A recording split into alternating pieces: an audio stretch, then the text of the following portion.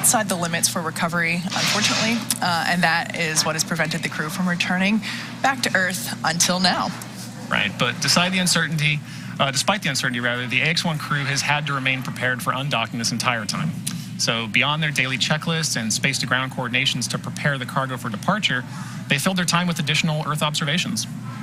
Now, as you might imagine, packing the cargo onto their Dragon must be done in a very particular order. Everything is super choreographed if you've listened to any of our broadcasts before. Now, because of this, the teams have run a mass analysis for the vehicle's return.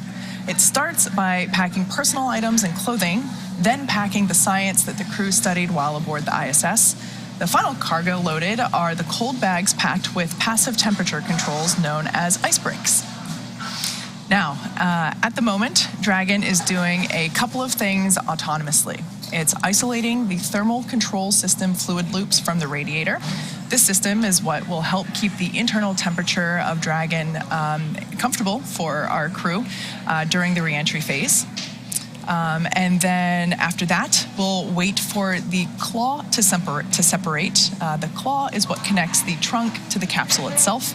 It delivers power, telemetry, and fluids, and the claw step is the first step in that trunk separation process. So we, of course, need to separate the trunk or jettison the trunk in order to expose the heat shield, and because the heat shield is located at the bottom part of the pressurized section of Dragon, which is where our crew is. So there, actually, you can see we have a lovely little animation. So the top part is the pressurized section that I was just talking about. That's where the crew is seated currently. And then the bottom half, the part that's half black, half white, that is the trunk. And that is the part that we jettison. And right in between the two where the heat shield is. So that, of course, is what we need to expose in order for the crew to make their reentry through the Earth's atmosphere.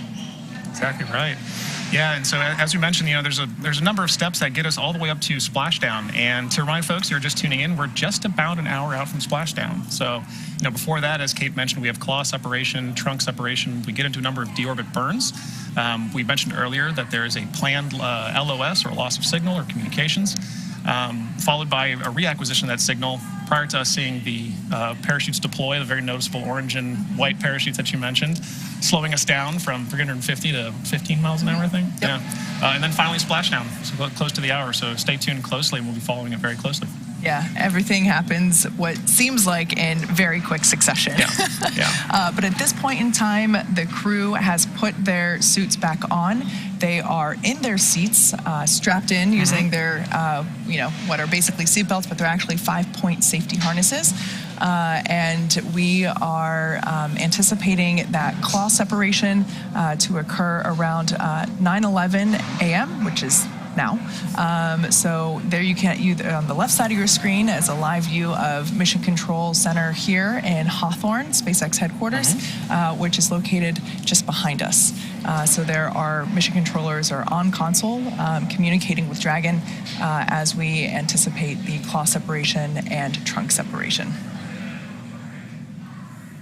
And there on your screen right now, that looks like Sarah Gillis, our SpaceX core or crew operations and resources engineer.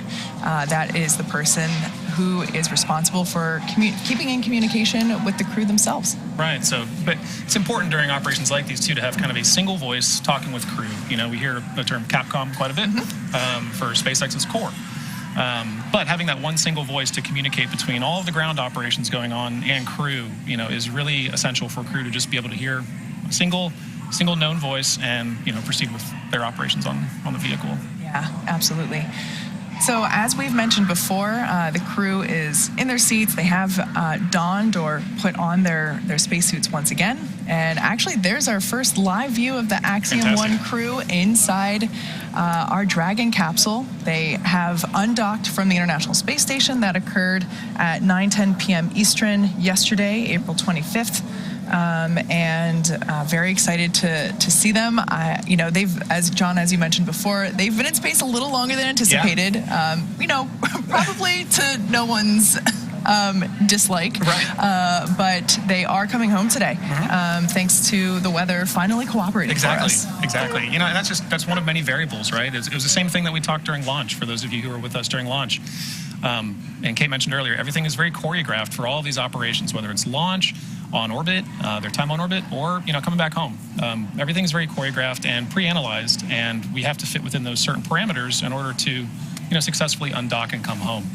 And you can't see it there, but I don't know if you noticed, Kate, when we got that first live view of the capsule, there was an Axiom 1 logo, or an Axiom 1 patch. The sticker. The sticker was on the vehicle. So it's a good point of pride. We have a third one in there now. Oh, for sure. I love it. Yeah. Now, for those of you who might not be familiar, the Dragon capsule that the Axiom 1 crew is flying in today has been to space twice before, actually. It previously supported the NASA SpaceX Demo 2 mission, which was the first time that NASA astronauts departed to space from American soil since the retirement of the space shuttle in 2011. That was we did that Demo 2 mission in 2020. Seems like just yesterday. Yeah. And that's, of course, when we flew NASA astronauts Bob Behnken and Doug Hurley to the International Space Station. And that capsule also supported the Crew 2 mission. So those are the other two stickers that we saw there inside the capsule. The Demo 2 sticker, the Crew 2 sticker. Oh, there it is right there, just on the right-hand side. And now the Axiom 1 sticker. Exactly. No, it was really cool seeing on launch. We saw the Demo 2 and the Crew sticker. And so I really love just being able to see the Ax-1 sticker on the way back now. It's marked. It's a permanent piece of history. I love that.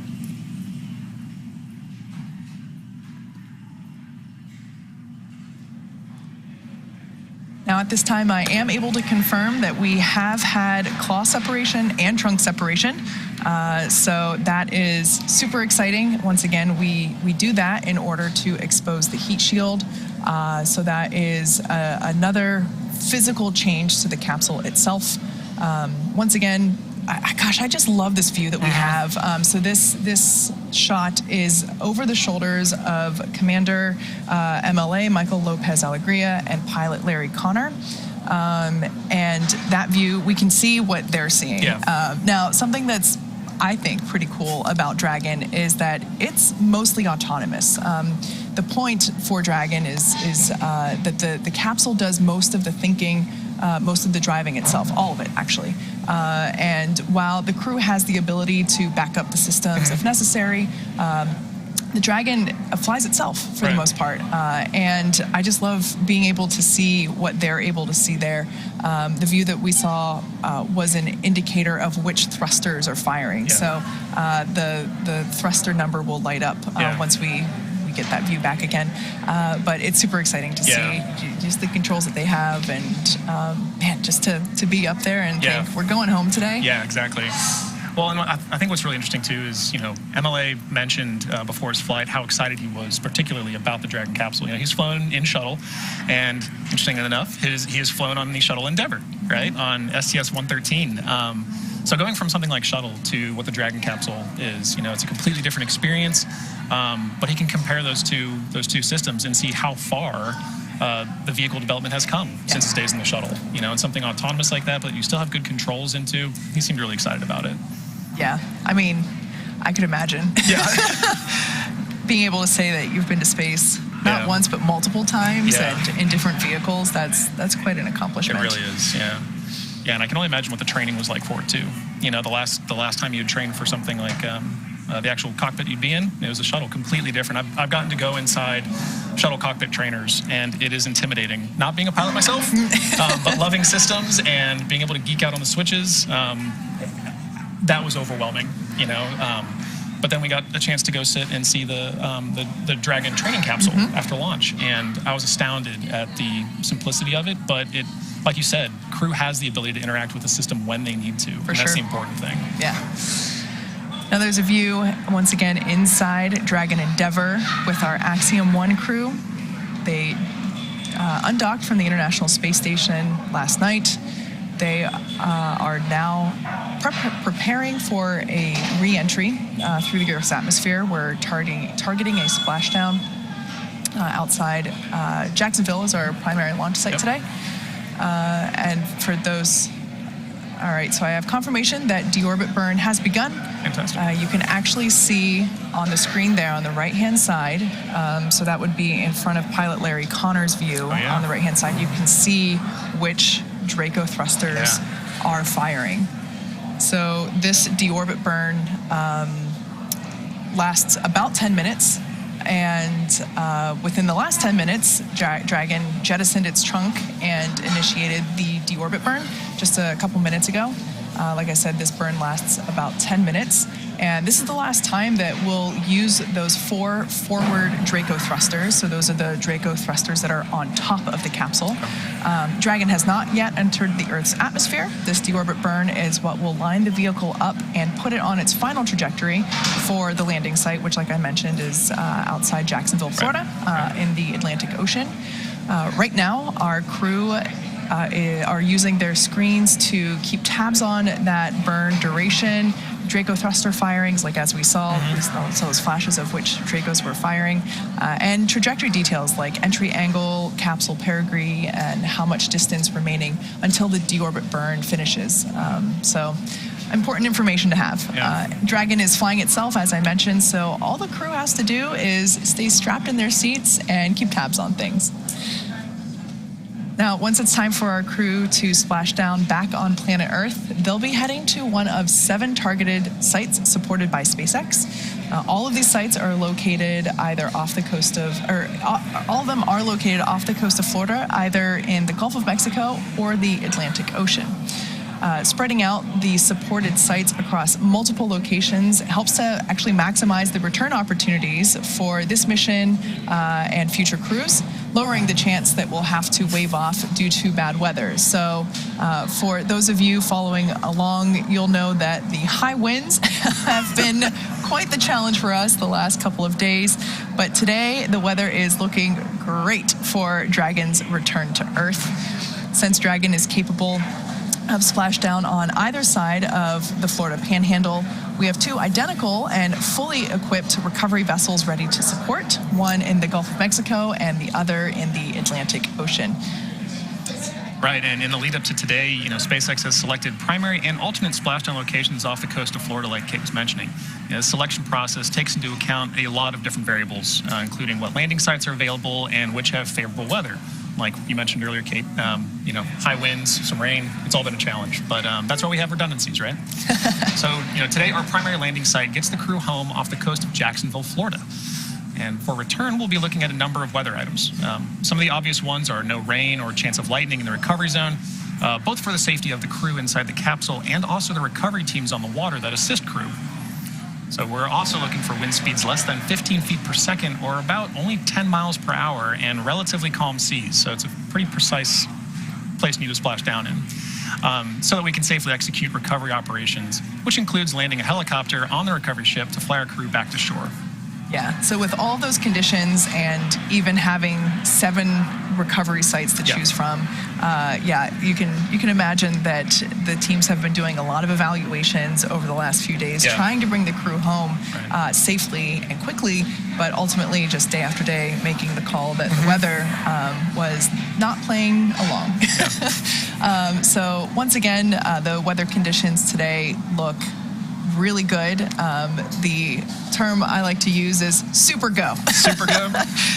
For these operations, SpaceX closely coordinates with the United States Coast Guard to establish a safety zone to ensure public safety and for the safety of those involved in the recovery operations, as well as the crew on board returning with the spacecraft.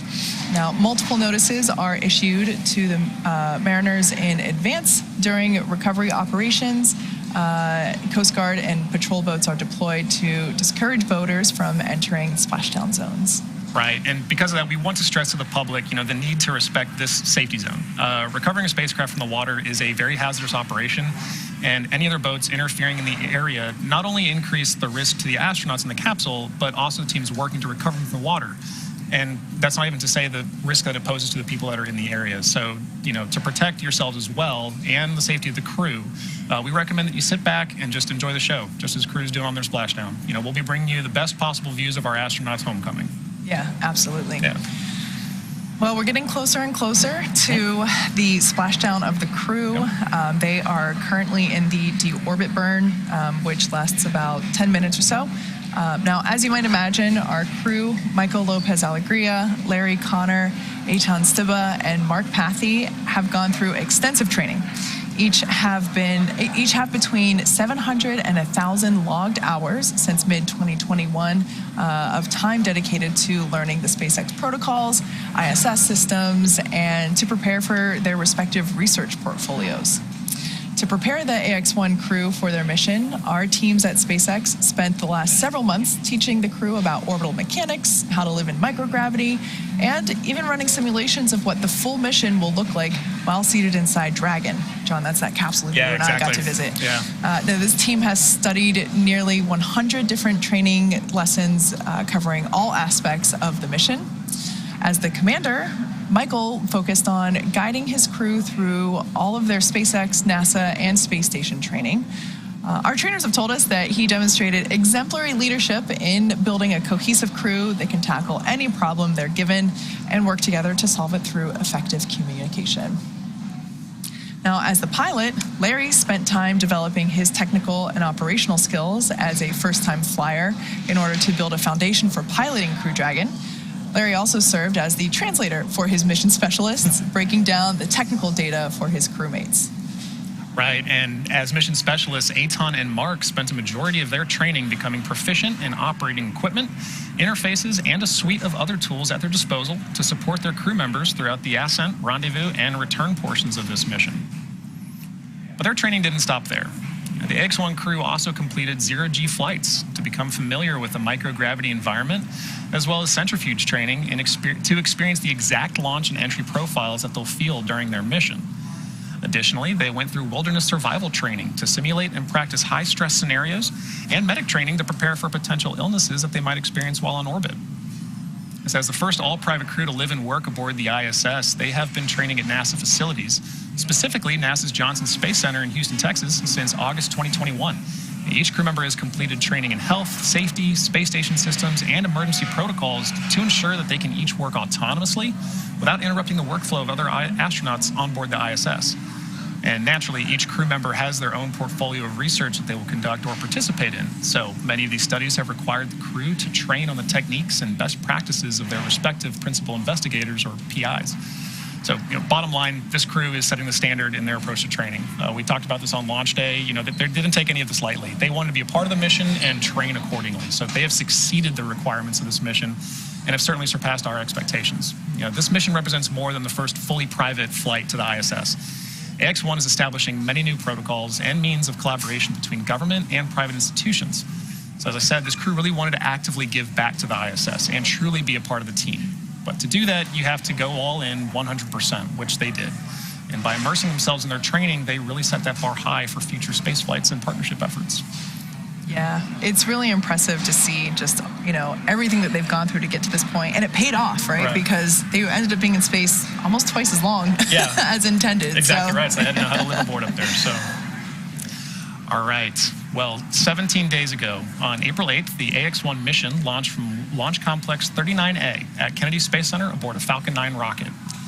Over the next 21 hours, the Dragon Endeavour would carry this crew to the International Space Station, at which time they would become the first ever all-private crew to be welcomed aboard the ISS.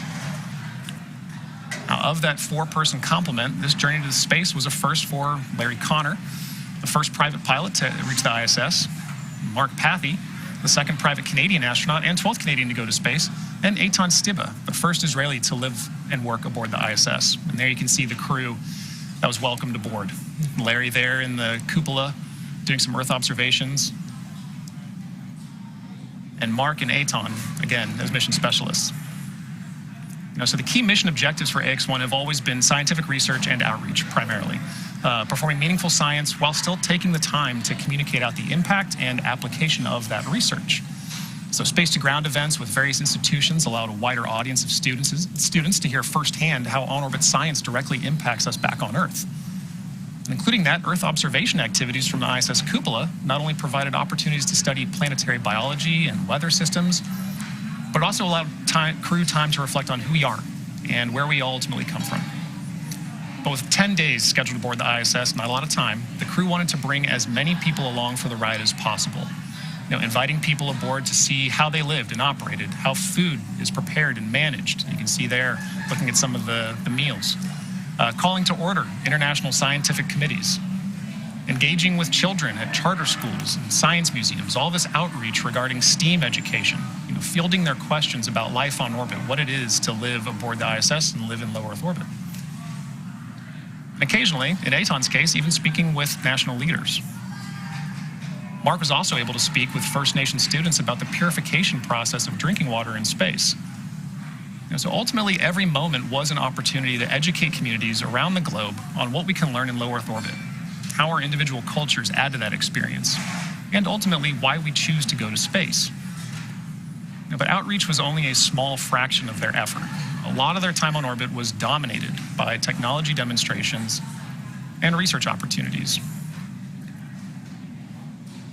Activities such as conducting the first two-way holoportation that you can see Mark here doing, that really highlighted how interactive augmented reality, has benefits in Earth-based telemedicine as well as long-duration exploration. Aton got to work on fluidic optical lens development and microgravity. This one was particularly cool to me. I found this really interesting. But the goal there was to show how manufacturing in space can improve optics production for deep space astronomy. Aton also got to perform a neuro-wellness study that assessed cognitive performance and brain activity. While Mark got to utilize biomonitor studies to investigate new analysis techniques to detect negative effects on key organ functions. But above all else, the crew of Ax-1 wanted to ensure that this mission always tied back to the people on Earth. But somehow, in addition to the significant amount of research performed, the mission ultimately remained grounded in its ability to connect the dots between home and low Earth orbit, not only appealing to both who we are, but also where we are heading. Ultimately, Ax-1 was a mission that highlighted why we go. So during launch, we highlighted the significant number of research objectives that this crew had. You can see that we touched on only a small fraction of the mission's on-orbit accomplishments. That is only a part of this mission's story. So to see more of what crew accomplished in their time on orbit, please visit axiomspace.com/ax1-research, which you can see in the bottom of your screen. At this point in time, I am able to confirm that deorbit burn has concluded. Excellent. And it was good. Good. So we are committed to bringing Fantastic. the Axiom-1 crew home today. As we've mentioned before, we are targeting a splashdown off the coast of Florida near Jacksonville, over on the Atlantic side. Now, in the background, Dragon is currently inhibiting those forward bulkhead Draco thrusters that we just used to complete that deorbit burn, ensuring that it's safe to latch the nose cone and shut for reentry. The vehicle has initiated the nitrox soup purge, nitrox being the nitrogen-oxygen mixture, same as you use in your scuba tank. This will help keep the crew cool and comfortable during reentry, which is coming up in just a few minutes. At this point, the nose cone is closing and nearly closed and is protecting that forward hatch during reentry. The crew are using their screens to monitor the locking of the nose cone, which is done by a set of hooks. So there's that awesome microgravity indicator.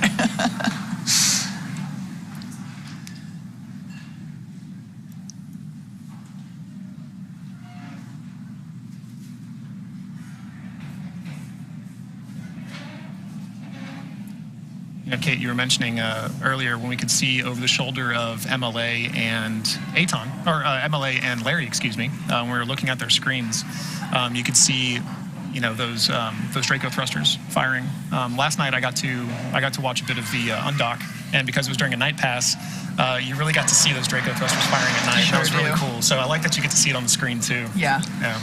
Yeah, it's pretty great to be able to see the machine that you're riding what it's doing while it's doing it. As we mentioned before, Dragon is completely autonomous. Everything from the point in which it separates from the second stage to the point that it splashes down. The crew has the ability to act as a backup to Crew Dragon's systems, but the capsule essentially flies itself, which is really important because it's actually safer than if humans were to steer it. Right. So, Right. and there we can see on the screen the actually the orientation of the Dragon capsule to the Earth. Once again, that is pilot Larry Connor on the right-hand side, well, was on the right-hand side, and Commander Michael Lopez Alegria was on the left. Right. So in this view here, on the far left, we have mission specialist Mark Pathy, then to his right, Larry Connor, then MLA, and then on the far right, at the other window seat, is Eitan Stiba. And of course, our stowaway, the zero-G indicator, Caramel from Montreal Children's Hospital. It's good to see. Yeah. Now that view on your screen there is the Mission Control Center here in Hawthorne, California, SpaceX headquarters. That is where our Dragon controllers are supporting the mission. And as we enter the final phase of this Axiom 1 mission, which of course is the deorbit burn and splashdown.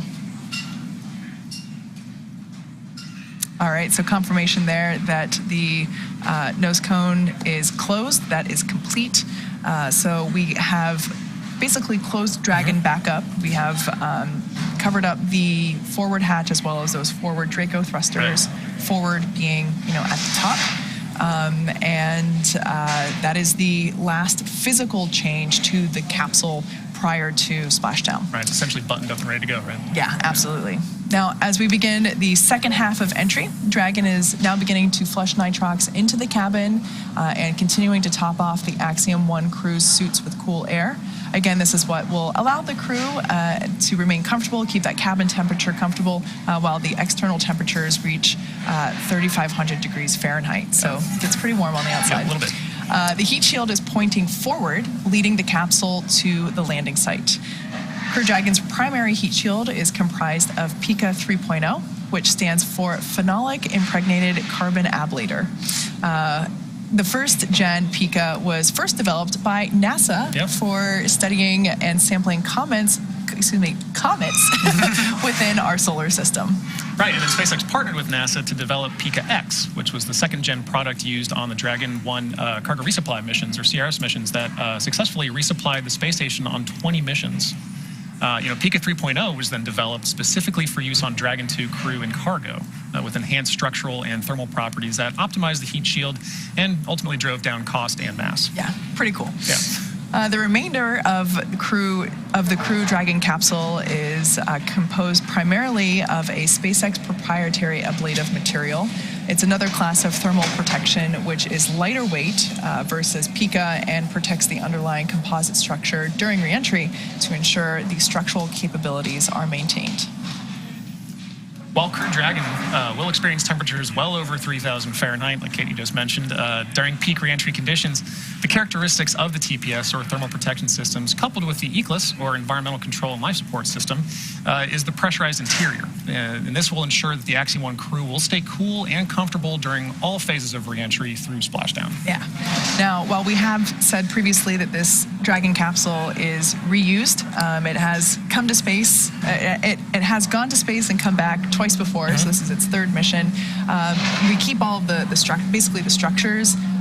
We do replace that TPS system, that thermal protection system. So that part of the Dragon capsule, those are newer pieces, which explains why, as the views that we saw while the capsule was on orbit at station, it was a beautiful, pristine, white color. Yeah. That's about to change. That's part of reusable spaceflight, right? You've got to refurbish. So.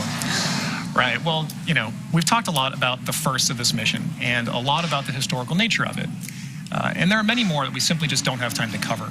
It's been a short mission. But one of the more poignant moments was certainly watching the crew receive their astronaut pins from MLA.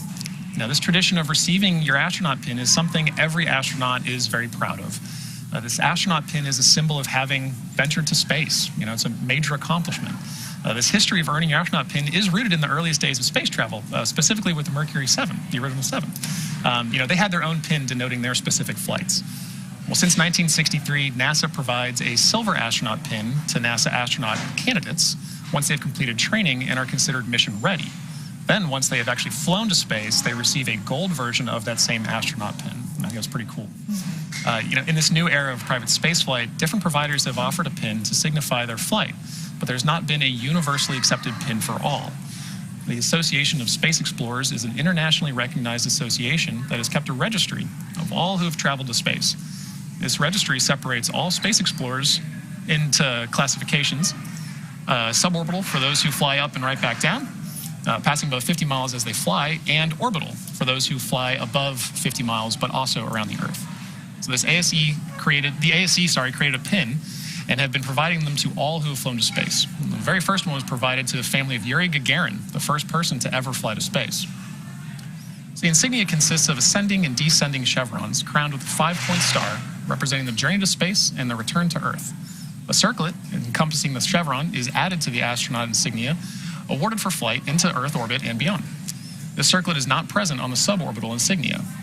Well, on this mission, Larry Connor, Eitan Stiba, and Mark Pathy were added to the list of orbital astronauts, and MLA presented them with their ASE orbital pins during the welcome aboard ceremony on the International Space Station. This marked the first time astronauts were presented their ASE orbital pin while on their mission. So at Axiom, we look forward to seeing many more individuals from around the world all earn their own astronaut pin. And if you watched the launch webcast of Ax-1, you know that one of the goals of Axiom Space is to find new ways to promote and foster the creation of space-themed art. So during the countdown on April 8th, Axiom Space launched its very own NFT store, and throughout the mission, new NFTs have been minted and dropped, some of which were personally queued by Mint by the crew while on board the International Space Station. Others were inspired by or based on the efforts of this mission. So as the Ax-1 crew enters the final chapter of their journey, the last round of Ax-1 NFTs are dropping as well. This includes the one-of-a-kind digital sculpture Spacewalker, created by artist Michael Kagan and turned into augmented reality by Anima. So be sure to check it out before the auctions close at nft.axiomspace.com.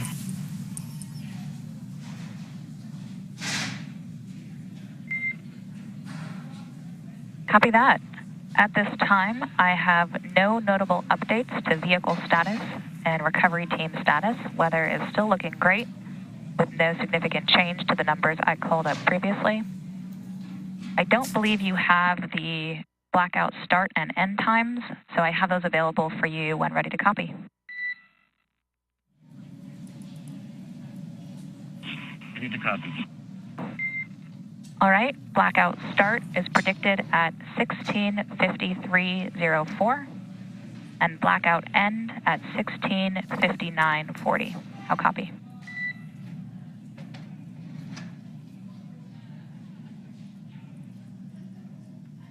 I copy start 165304 and end 165940. Good copy.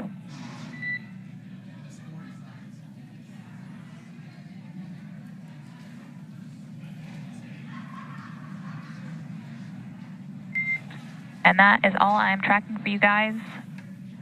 Let me know once you guys have visors down, restraints tight, and tablets secured later in the timeline. We will do so. Thanks, sir.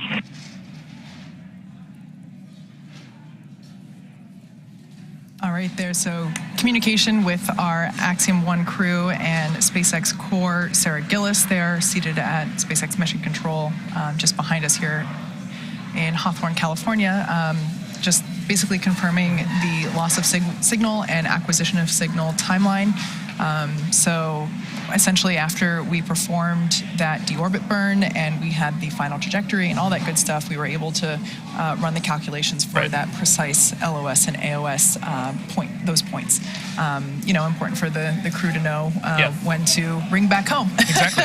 Yeah. Well, and important for all ground teams too that are listening to the nets. Understanding when you're getting an LOS and AOS, you may not hear something for a while, and you're wondering why is that? Well, before you start, thinking about things. Yeah. All right. What times are we expecting to lose signal? Right. For those of you that have just joined us, that LOS or loss of signal or AOS acquisition of signal, that's due to the exterior temperatures of the Dragon capsule reaching 3,500 degrees Fahrenheit as they re-enter the Earth's atmosphere. It sounds scary, but it's actually really helpful. As they are re-entering the Earth's atmosphere, that friction is actually slowing the capsule down. Right. Right now they're going 17,500 miles per hour, and the Earth's atmosphere will act as that initial slowdown point. They'll feel a couple G's. Yep, just a few. They'll re-enter the atmosphere, and basically plasma builds up on the exterior of the capsule, preventing communication in and out with the crew. So it's only going to last 6 minutes, and the crew will be able to check in with us, and then at that point the drogue parachutes will be deploying and all that fun stuff. Yeah, and then doing the rest of the work. Yeah, exactly. Speaking of work, crew on this mission, their main focus was research. Axiom-1, really is a research-focused mission, and the goal was to set the standard for future private astronaut crews and usher in a new phase of microgravity research for new government and non-government entrants around the world. The mission included more than 25 science and research investigations during their time aboard the ISS, and it includes the collection of pre- and post-launch physiological data. Now, among the unique attributes of the Ax-1 mission has been the ability for astronauts to curate their own research portfolios in collaboration with leading institutions around the world, in addition to supporting Axiom-managed investigations.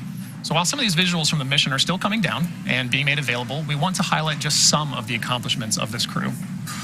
Mark Pathy took part in scientific research projects in partnership with 6 Canadian universities and their investigators, as well as proof of concepts with 2 tech startups, including the world's first in-space demonstration of two-way holoportation. Yeah. He also conducted Earth observation activities in partnership with the Royal Canadian Geographical Society, or RCGS, and Western University. Larry Connor's research projects were the result of long-time partnerships with the Mayo Clinic and the Cleveland Clinic. The Ohio native has helped fund groundbreaking research at both institutions for much of the last decade. Connor's experiments on behalf of the Mayo Clinic sought to provide data on space travel's impact on senescent cells and heart health. So while on station, Connor was responsible for maintaining these senescent cells, cells that have stopped dividing, that are returning with him to be studied further. So Connor's ground research with Cleveland Clinic consists of pre- and post-mission high-resolution MRIs to study the effects of the spaceflight environment on spinal and brain tissue. Eitan Stiba carried out research activities on behalf of several Israeli innovators, the Ramon Foundation, the Israel Space Agency, and the Israeli Ministry of Innovation, Science, and Technology. During his mission, named Rakia, he facilitated scientific experiments and conducted educational and artistic activities to connect the younger generation in Israel and around the globe with the values of peace, innovation, and social responsibility. His research projects include testing radiation, personal protective equipment, as well as studies into astronaut eye health, cognitive activity, and much more. In addition to the crew-curated research portfolios, Axiom Space collaborated with a variety of institutions to conduct several science investigations. Demonstrations ranged from Tesserae, a self-assembling technology for satellites and future space habitats, to the JAMSS JAMS photocatalyst, an air purification technology, and included research studies on modeling tumor organoids, a cancer stem cell study, and participating in the ongoing efforts of the Translational Research Institute for Space Health, also known as TRISH, which calls for pre- and post-flight collections of physiological data. So MLA helped facilitate these Axiom-managed studies, as well as conducting several outreach events. So more information on the incredible works performed by this crew while on the ISS can be found at axiomspace.com/ax1-research. Missions just like this one will open the door for new countries around the world to pursue and participate in the benefits of human spaceflight. Exactly. And to that end, at Axiom, we are hard at work building the next destination in low Earth orbit. Axiom Station is being designed as a true continuation and evolution of the International Space Station. So much gained over the last 20-plus years. Axiom's goal is to build upon the successes and lessons learned over that time while bridging the gap between the ISS and commercial spaceflight. Ultimately, allowing for greater access to that knowledge and capability ensures that humans continue to benefit from time spent in low Earth orbit. At Axiom's first private astronaut missions are crucial steps in learning how the relationships between government and private industry can grow and change.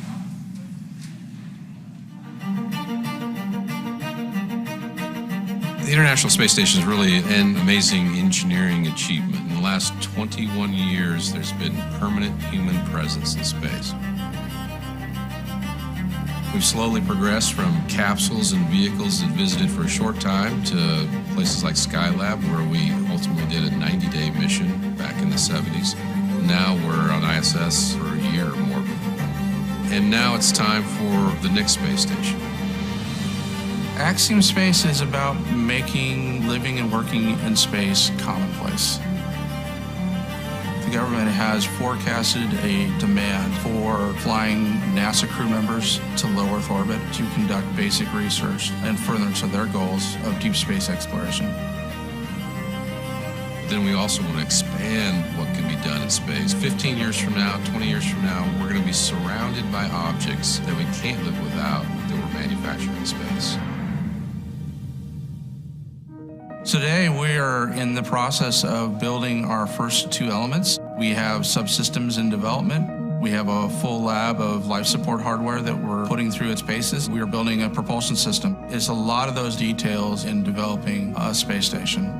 You know, the first two modules are being built by our partner, Thales Alenia, and we're heading to what is called CDR, which is a critical design review. That really means that 90% of the design is done, and then you're ready to go to manufacturing. So HAB1 is that first module. It has 4 crew quarters, it has payload accommodations, and it has all of the systems required to keep crew healthy and alive. So the plan is we'll fly 4 separate modules to the ISS. When we arrive with the 4th module, it'll have what we need to be independent of the ISS.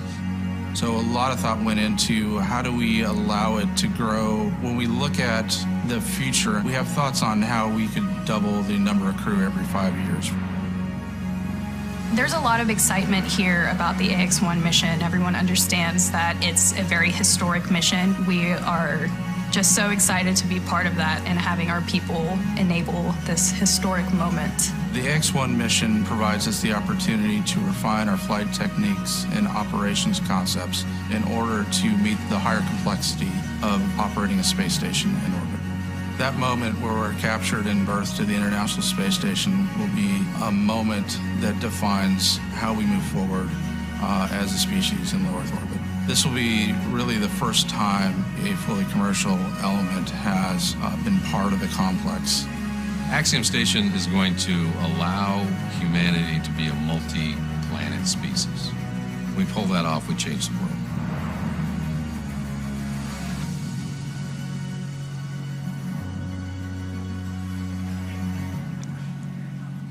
So at this point in time, the crew, they are in Dragon Endeavour. They are in their seats. Their suits are on. Their visors are down. And they are about 5 minutes away from LOS, or loss of signal. They are basically preparing to re-enter the Earth's atmosphere. So they undocked from the International Space Station yesterday at 9:10 p.m. Eastern. The Dragon capsule performed a couple of maneuvers to basically line everything up in preparation for re-entry. We jettisoned the Dragon trunk to expose the heat shield, and we closed the nose cone after performing a deorbit burn, which was the final burn. That's the burn that locked us in, committed us to Splashdown today. So once that burn was concluded, we shut the nose cone, locked it up, and now the crew is just waiting to come back home. Exactly right. So we've got about, it's looking like 16, 17 minutes until splashdown. That's correct? Yeah. So crew has had a long time on orbit. Originally they were supposed to have 10 days. They've got 15 days on the ISS, 17 in full spaceflight orbit. You mentioned yesterday they undocked at 1:10 GMT, and they had about, 16 hours, 16-hour travel time. So they got a few extra orbits in there as well. Yeah. They've had a few extra everything on this mission. Exactly right. But they've been making the most of it. They went into this mission with a huge suite of research on their plate, and I think that extra added opportunity that extra time, just highlighted, if we have opportunities up there, we want to learn more, right? We just saw in the video, what we're trying to learn from this mission really is, how do we all work together to continue this amazing experiment that has been sustained low Earth orbit for 20 plus years? One of my favorite things at mission control at Johnson Space Center is the ISS mission elapsed time. And you go and you see that, and it dawns on you how long that vehicle has been up there operating. We want to continue that. Everybody working in private spaceflight wants to continue that and everything that we benefit from. So seeing that video, us talking about, the vehicle coming home, seeing the multiple patches inside the Dragon today, it's all part of that story. Yeah. It's all part of that mission. So even if that mission is 10 days or 15, we get a lot out of it, and we learn a lot from it. So Yeah. Now, for those of you that have just joined us or might not be familiar with, what the Axiom crew has been up to, they did launch on, when was that, April 8th. The mission was initially intended to be an 8-day mission. It ended up being 15 days. Right. 15 days on station, total of Right. 17 days Right. on orbit. Unfortunately, the weather just wasn't willing to play nice with us around Florida. As we mentioned before, we have 7 recovery options around Florida, both on the Gulf side and the Atlantic side. And we take into account lots of different things, lightning possibility, precipitation levels, wave height, wind speeds, all kinds of things to make sure that the crew as well as the recovery teams are safe for the operations. And unfortunately, we just haven't been able to pull that off for the last week, even with those 7 options, those 7 locations. So fortunately, as I mentioned before, we are fully committed to Splashdown, having performed that final deorbit burn. We are intending to splash down off the coast of Florida on the Atlantic side, near Jacksonville. And the weather is beautiful today. Right. We are super go with our weather conditions. There's that term. We're waiting for the super go. Yeah. So we are expecting loss of signal to begin at around the 53-minute mark, which is now. So waiting to hear on the nets the call out for that. Once again, the crew are expecting this. This 6-minute LOS period. Wait, that's not 6 minutes. Yep. Yeah, there we go. 6 minute LOS. So totally anticipated. Every crew that we have brought back down to Earth has gone through this at that point in time. The capsule is re-entering the Earth's atmosphere. It's actually using the friction provided by the atmosphere to slow the capsule down prior to the drogue chute deployment. The crew was going 17,500 miles per hour. That's the velocity, the speed of the space station.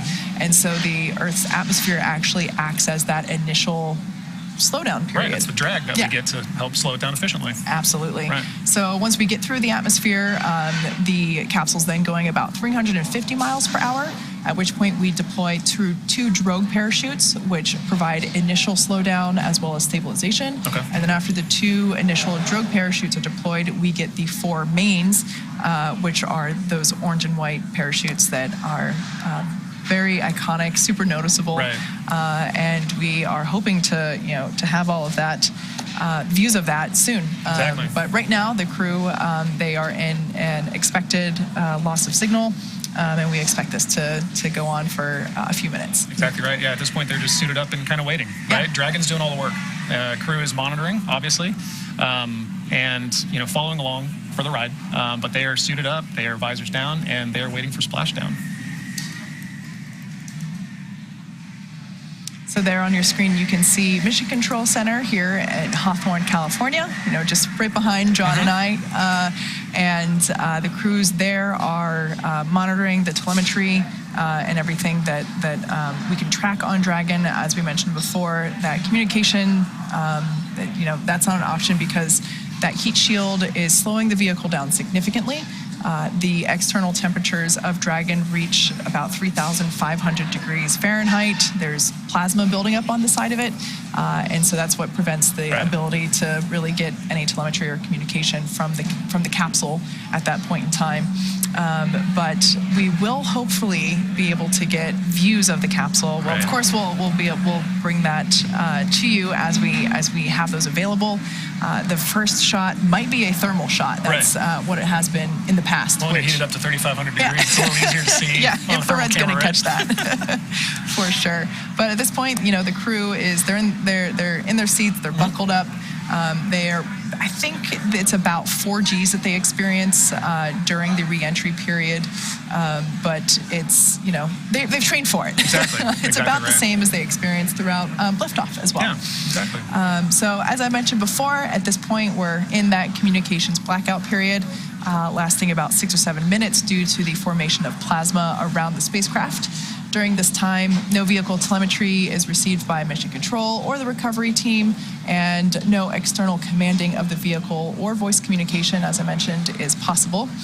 Now, as a reminder, Dragon is designed to fly itself and continues to autonomously use its Draco thrusters in order to orient itself during reentry. During reentry, the vehicle will be slowing down from its orbital velocity, which, as I mentioned before, is about 17,500 miles per hour, down to about 350 miles per hour. And the top temperature that Dragon will experience upon reentry is 3,500 degrees, which sounds toasty. I always like to say that we get a toasted marshmallow back from space because that white thermal protection system, or TPS, as you hear us refer it to, it does get toasty, but the crew, they're comfortable, right? Right. You know, in that TPS system, that's doing all of the hard work to keep crew safe, right? The ecosystems inside the pressurized part of the vehicle are also doing the same to keep crew safe, to keep them comfortable. But those two systems have a very, very important job to do. In addition to the drogue parachutes, like you mentioned, right? Each of these systems, as part of the overall Dragon capsule, has a very specific and choreographed aspect to safely allow crew to re-enter. Absolutely. And then once they splash down, there it's ground teams. Ground teams are really carrying, ensuring that the vehicle is safe. And there's our first view of Dragon Endeavour re-entering the Earth's atmosphere with the Axiom-1 crew. Heat shield doing all that work to keep that ablative heat, or to keep the heat ablated from the vehicle as it's re-entering at those speeds. Yeah, so this is a shot from our infrared tracking camera. Once again, the crew, they're slowing down from their orbital velocity of 17,500 miles per hour. That heat shield is utilizing the Earth's atmosphere to help slow the vehicle down. Once again, we are in an expected loss of signal, or LOS period. Essentially, we're not able to receive any communication from the crew at this point in time, but as I said before, expected. The crew knows that. The teams on the ground here know that. Right, and that was one of the critical roles earlier at the beginning acquisition.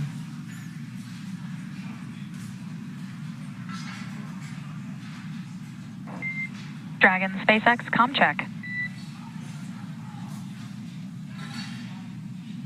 Loud and clear, Sarah. Cruise doing fine. Copy that. Great to hear from you.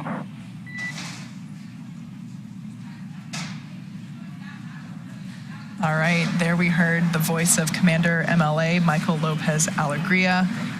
They're just confirming that the crew, they're doing good. Right on schedule, too. Yeah. As we mentioned before, the external temperature of the capsule is about 3,500 degrees as it, makes its way through the Earth's atmosphere, but the crew, they're comfortable inside. Dragon, you can expect automated parachute deploy at standard altitude.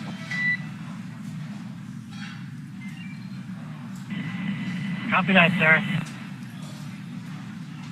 All right, so just a heads up there to the crew that they can expect to feel those initial drogue parachutes deploy. Right.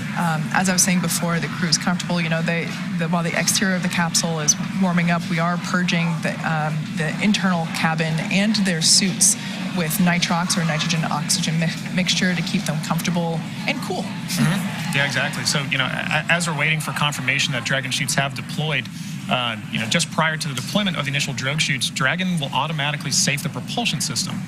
Dragon then deploys its drogue parachutes to stabilize and decelerate the vehicle, like you mentioned earlier, Kate. Now, just before the deployment of those drogue parachutes, seats automatically rotate 26 degrees to keep the crew within acceptable or G limits for entry and landing. Without the drogue chutes, we would have to make the mains 3 times stronger and heavier. And of course, everything about spaceflight is about weight. Right. So Dragon SpaceX, brace for drogue window. Racing.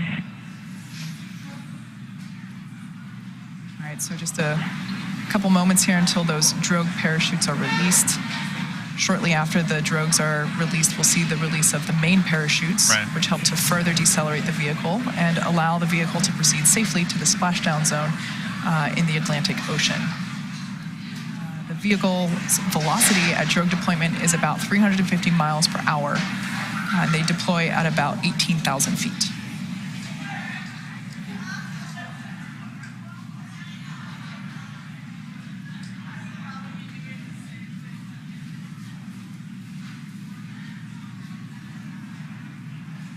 from that deploy, it's a pretty quick succession of events, right? We deploy the drogues very quickly after.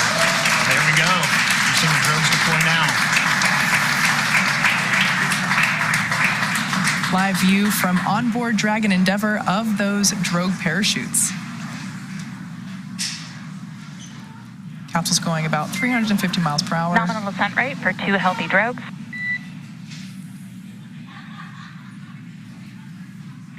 Copy, sir. It's what you love to hear from inside the capsule. Exactly. Because unfortunately they can't see the parachutes, so to hear that call out that their drogues are healthy, it's great news. So there's a better shot of those drogue parachutes from our tracking camera.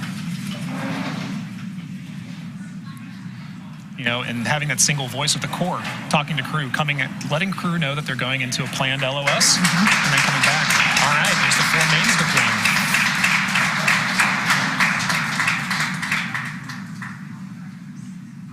All right, so we have visual on 4 mains. So there we heard that confirmation of 4 mains deploying. And descent rate nominal.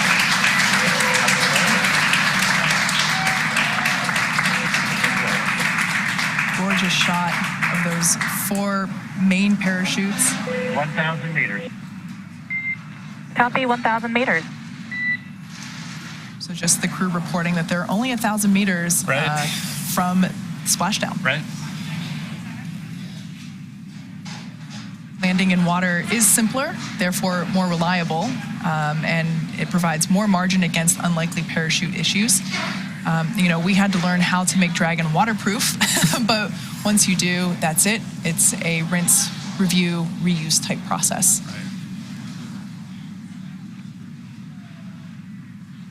Right. 800 meters. Copy, 800. Once again, our Axiom 1 crew is targeting a splashdown in the Atlantic Ocean at our Jacksonville recovery zone.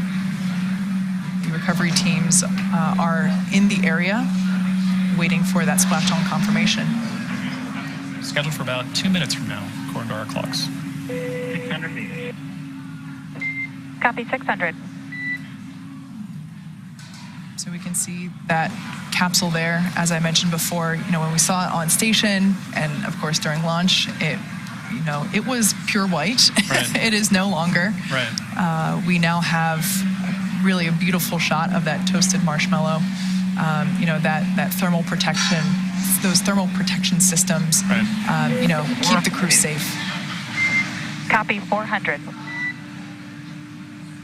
Like you said, you know, that's a testament to the design of the vehicle doing exactly what it was designed to do and what it has to do it safely. And like you said, rinse, reuse, right? It's all part of reusable spaceflight.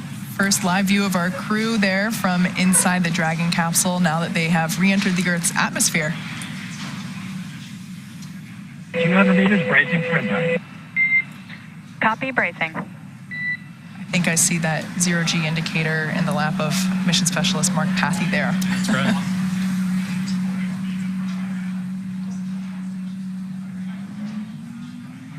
The crew is looking comfortable in their view that we saw there, ready to splash down just a few moments from now.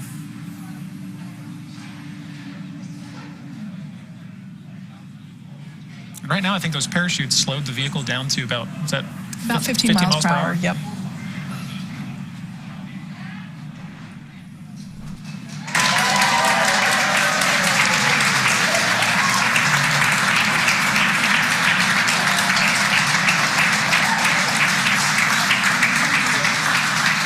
As you can tell by the cheers behind us, we can confirm that the Dragon capsule with the Ax-1 crew has splashed down. Dragon Endeavour has returned home with the Axiom 1 crew. Dragon SpaceX, we see splashdown and mains cut.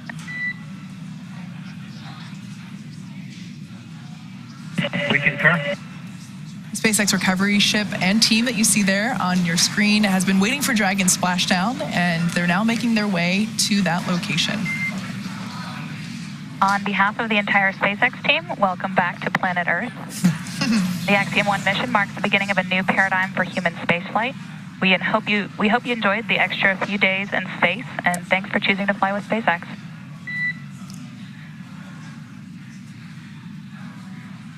Sarah, to you, Ken, the team, and MCC, and all the teams that have supported us, all the engineers, technicians, great job. We're very grateful for mission.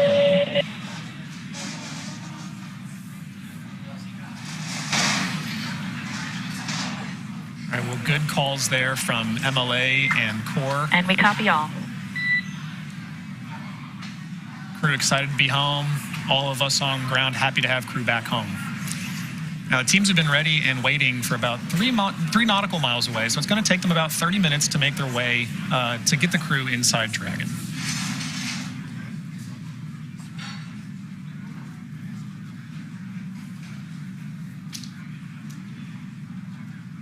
So there we can see those 2 drogue parachutes, which were released, of course, first, and then, they are let go in order to release the mains. That's what we see making their way back to Earth as well, of course. The whole system comes back. Yeah.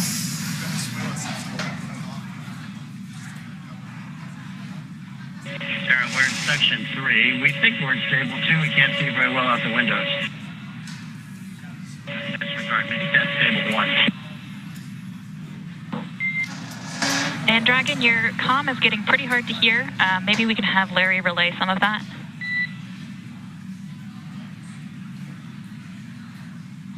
Yes, Sarah, we're just confirming we've got fog freezing on the windows that we are in stable 1.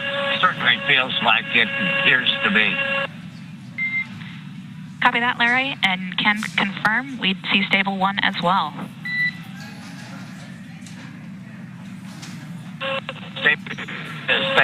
By the way, my thanks to you, everybody, all the people who have supported us around the world. Just amazing job and amazing mission. Appreciate the words, Larry.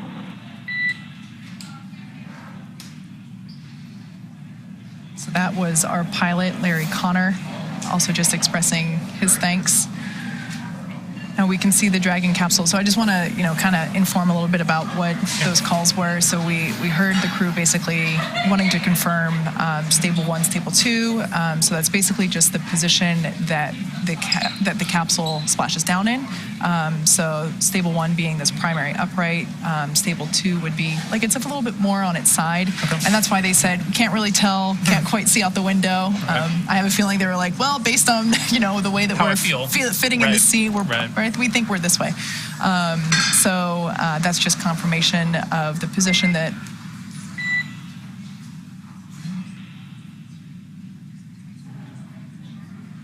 false Quindar tone. Yeah, false Quindars. You hear Quindars, Axiom. So the recovery teams are now starting to approach the Dragon capsule. Dragon SpaceX, we are go for recovery personnel to approach.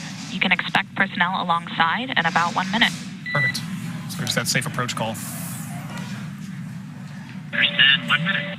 Yeah, so the reason why the recovery team doesn't just rush there, so Dragon is loaded with hypergolic propellants, monomethyl hydrazine and nitrogen tetroxide, and they are toxic when you breathe them. Right. So for the safety of the crew, both inside and the recovery team, we wait for Dragon to basically double, triple check that all of those vents and everything are closed off, and there's no venting from the Dragon capsule, like from those Draco thrusters themselves. So that's what that communication was in terms of making sure that we got the okay from the capsule, and then Mission Control gave the okay to the recovery team. And we can see them there. There will be an individual that actually climbs on top of the capsule, and they are placing the harnessing and the rigging essentially for hoist. Exactly. Okay. The equipment that's required in order to lift Dragon onto the recovery vessel. Infrared shot there of that fast boat, as we call it, approaching, and they're basically doing another sniffing test, essentially, where you can see that the team has PPE on, personal protection equipment, respirators Yeah, they got a respirator to do mask a triple check that the vehicle is not releasing any of those toxic hypergolic vapors. Right. As we mentioned earlier, this is a very, coordinated maneuver, right? The weather has to be right. The area has to be clear. We mentioned how it's important that, other people are not in the area because this is, as Kate mentioned, you have the safety aspects of the hypergol that you need to worry about, but also just what crew is trying to do there. That's not an easy thing to do in the water. Having done a few boat maneuvers myself, it's not that easy to be doing what they're doing. So having the area clear for these teams to work and make contact with crew, but while also performing these maneuvers is really important. And you can see as well why we had to wait for such a super go for clear conditions and weather on a splashdown day. Even with nominal seas like that, this is an operation that takes a lot of attention and a lot of work on ground crew's side.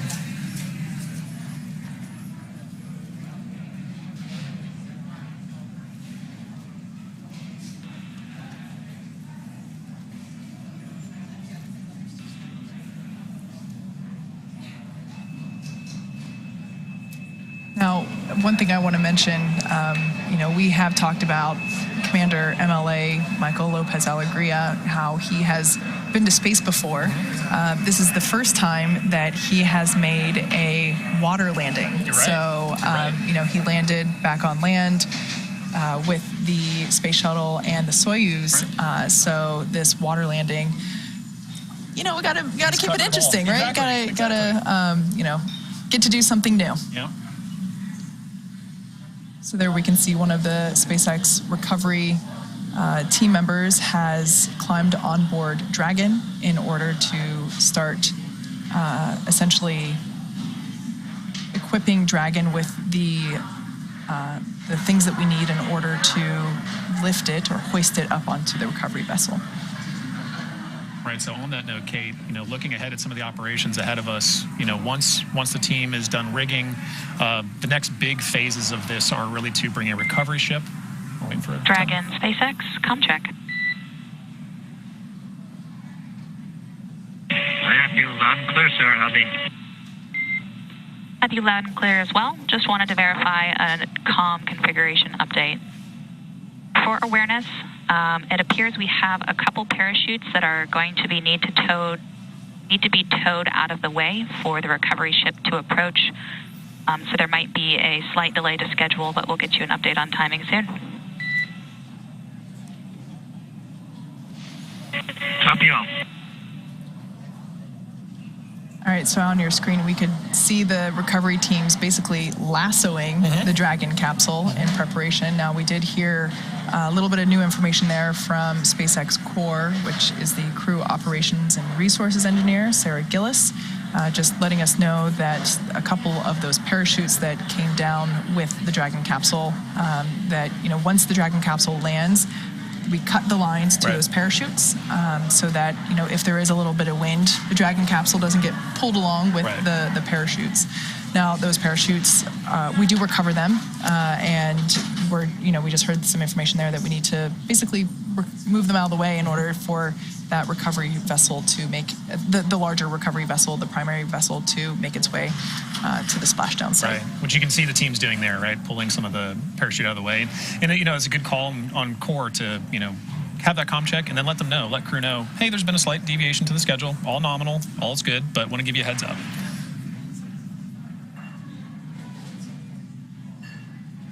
If I were inside Dragon capsule, I would really appreciate that information because, as we see how the ships, or excuse me, how those boats are moving and how the capsule is moving, that movement is a little less dynamic right now. But a couple minutes ago, I was watching the Dragon capsule, and I thought I would probably be feeling a little unwell, with that rocking motion. So, just for mental preparation and stabilization, knowing, all right, I might have 2 or 3 extra minutes to get through this. Kind of acclimate myself a little bit. I can hold on, right.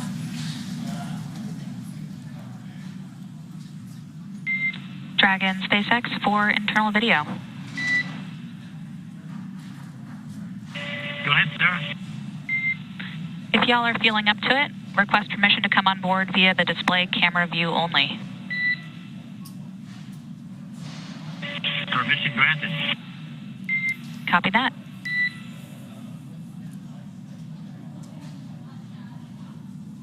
So soon we should be getting a internal view of crew inside the Dragon capsule.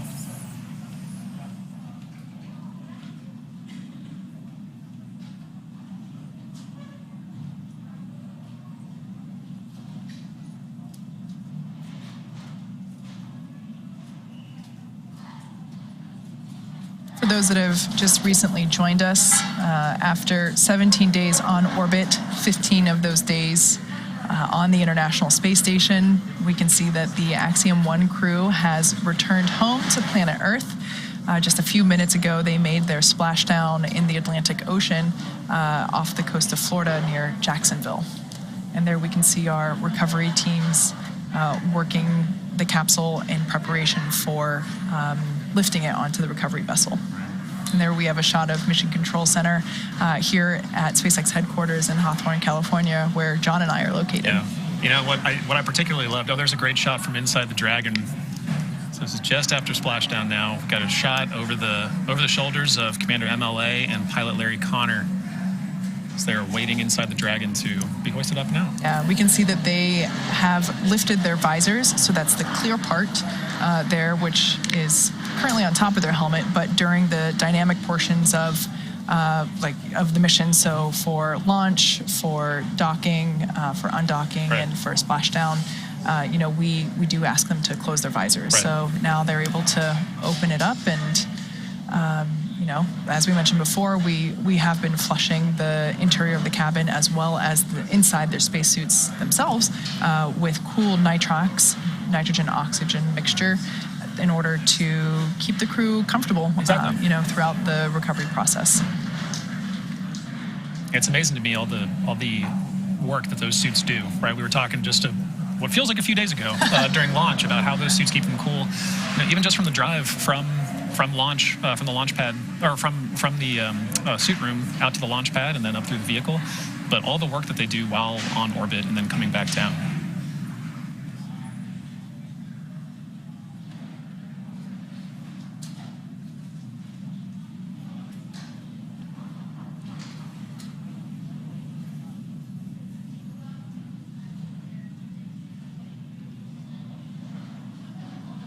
Earlier, Kate, when you showed the shot, or when we saw the shot of Mission Control during splashdown, for those who weren't able to join us while we were splashing down, I loved hearing the cheers from everybody here. It's something I expected on launch day, but it's moving to hear it on splashdown too. It shows how many people are vested in the entirety of the mission, not just launching, not just on orbit operations, but coming back to. A mission is start to finish. Absolutely. And that was really, really comforting to hear. Early Monday morning here, there are still people standing outside of Mission Control here. Oh, 100%. Cheering it on. I love it. We wouldn't miss it. Yeah. Live view there inside Dragon Endeavour with the Ax-1 crew. They have splashed down in the Atlantic Ocean, and the recovery teams are working to prepare the capsule for lift onto the recovery vessel. After Dragon is on the recovery vessel and fastened down, the teams will actually open up the side hatch and poke their head in and get a quick thumbs up from the crew, and one by one we'll see the crew egress or exit from the capsule using that side hatch. So once that side hatch opens, it's actually the first time it's opened since it closed on launch day, because in order to get on board and exit the space station to egress and all that good stuff, we use the forward hatch, the hatch that's at the top of the capsule. But the nose cone was covering, right? Exactly. Yeah. And the side hatch hasn't been open since launch day. So they got into the capsule on launch day. That side hatch was closed, and so when that side hatch opens today, it's their first breath of fresh air since taking off.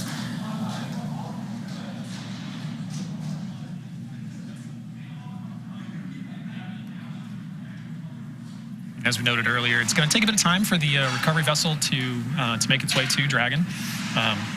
We got a call from Core saying that we had to get some parachutes out of the way so the ship can make a safe approach. But at this point, the rigging teams are working to make sure that Dragon is ready to be hoisted on that vessel as soon as it gets there. Yeah, absolutely. As we've mentioned before, you heard us say it already today. You heard us say it a ton on launch day. Everything is carefully choreographed when it comes to space flight.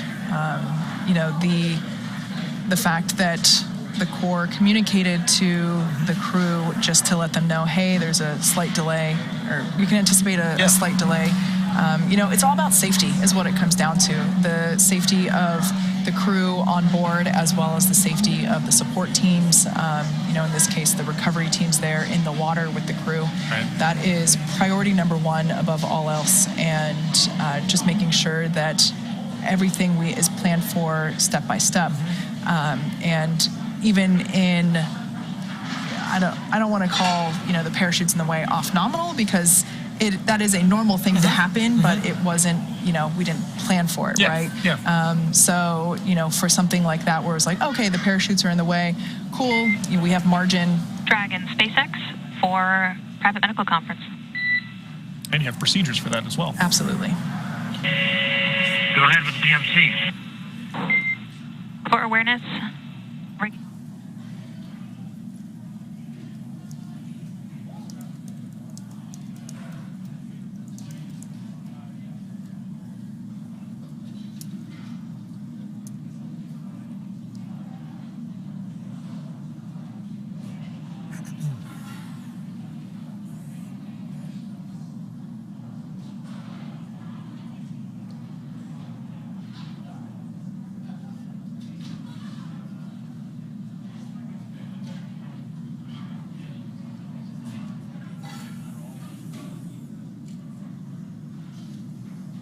All right, so we're hearing that we're about 7 minutes out until we get to lift Dragon Endeavour onto the recovery vessel that you see there on your screen.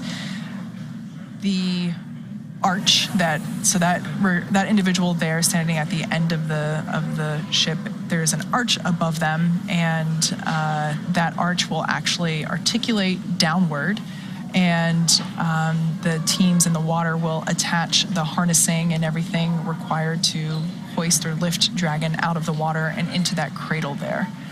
Fun fact, that recovery vessel, that recovery vessel is named Megan after Megan MacArthur, Fantastic. who was our pilot for the Crew 2 mission. Our other recovery vessel for Dragon capsules, which, as we mentioned before, there's 7 sites around Florida. We have one recovery vessel here in the Atlantic, that's Megan. The other Dragon recovery vessel located in the Gulf is Shannon, for, of course, Shannon Walker, who was the first woman to fly on a Dragon capsule. So we have Megan and Shannon on board in our hearts, and of course in name here with our recovery vessels.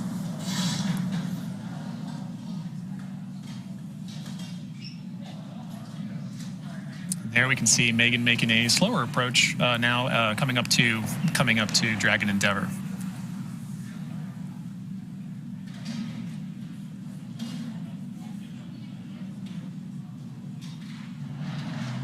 So once Dragon splashes down, there's a couple of fast boats. I should preface by saying that the recovery team is about 2 or 3 miles away from the splashdown site.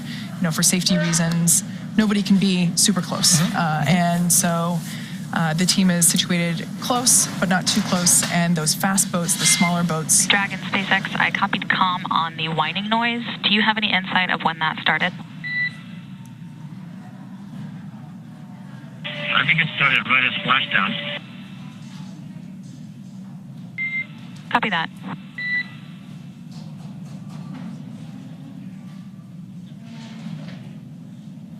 I was about to ask you about it. It's fairly high pitch, quite loud, and it varies in frequency a little. It's hard to tell if it's mechanical fan ventilation of some kind, or maybe some kind of That's good. That's hard to tell.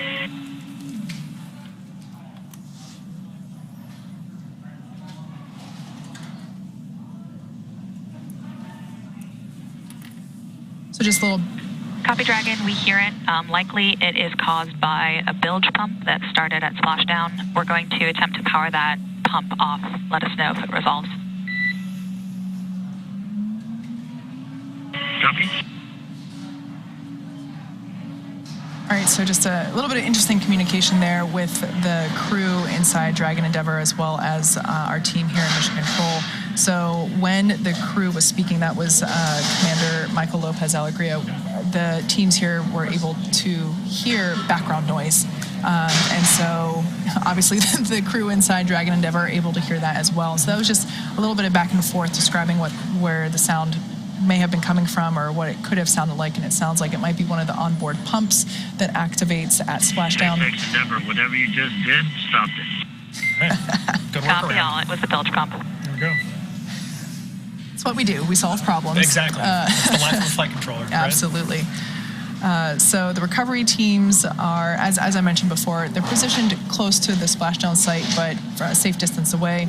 Upon splashdown, the fast boats make their way out quickly to do the initial safing and preparation of the capsule, making sure that the hypergolic propellants are not leaving any vapors around the capsule. And here we can see our recovery vessel, Megan, making its way slowly but surely to the capsule in its splashdown site. Once again, the capsule will be hoisted up onto the deck into that cradle. And in a very sleek and swift motion, that cradle moves forward toward the platform where we will see the crew egress and head into the medical bays. Once again, when that side hatch opens, it's the first time that side hatch has opened since launch day, which was back on April 8th. First breath of fresh air since April 8th. And earlier, Kate, you were mentioning, every bit of this operation, for all of spaceflight, is safety first, right? And when you're this close to the finish line, it's even more critical to, follow those procedures, to absolutely take it slow and steady, right? Everybody wants to get across that finish line right now, but the mission's not over till they're safely back on board and you can open that hatch and get that breath of fresh air, right? So, for sure. Those fast boats make that initial contact, and Megan is coming up, in good time, following along with the timeline and making sure that we safely get Dragon back on board.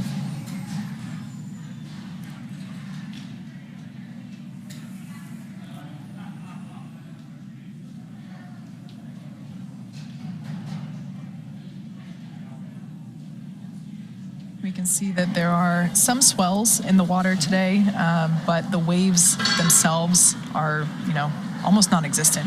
Really small waves there.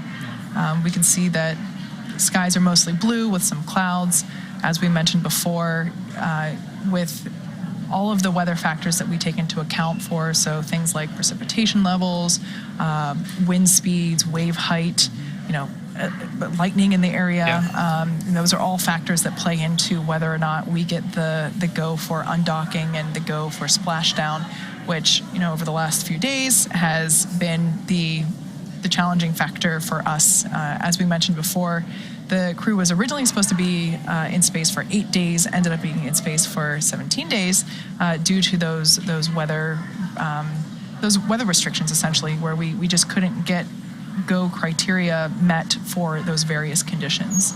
All those variables have to add up to the right solution, right? And you can have one variable, it's great, we don't have a lot of wind, but if you have rain in the area, it makes it really difficult to do those 24-hour go, no-go calls.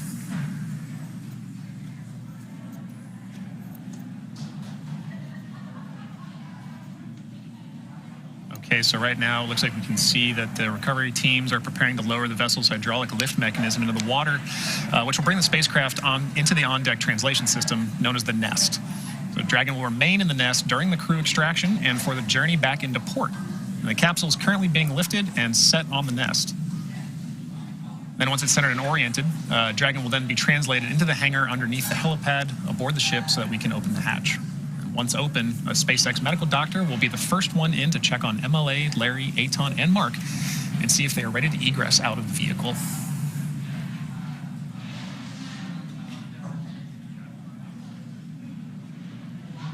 So we can see that hydraulic lift has been lowered, and they'll begin to hoist Dragon up onto the deck.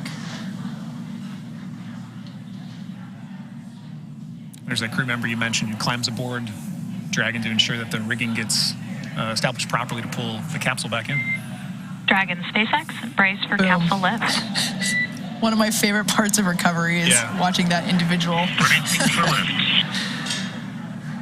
It's safe to say that, recovery operations, there's a lot of training that goes into it, especially for that position. Exactly right. To stay on top of the capsule as it's moving around and do everything safely. And accurately, making sure that your hoist system is ready to hoist, right? Which we can see there now.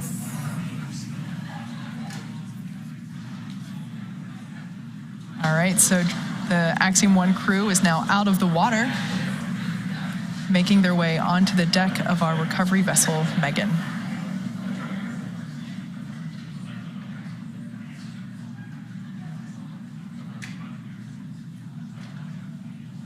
We can see some water splashing out there from the part of the capsule where the parachutes were stowed in. So that now is empty. With the side hatch just above. So that side hatch is where the astronauts will egress from. Before we open the hatch, the spacecraft's cabin pressure has to be equalized with the outside environment.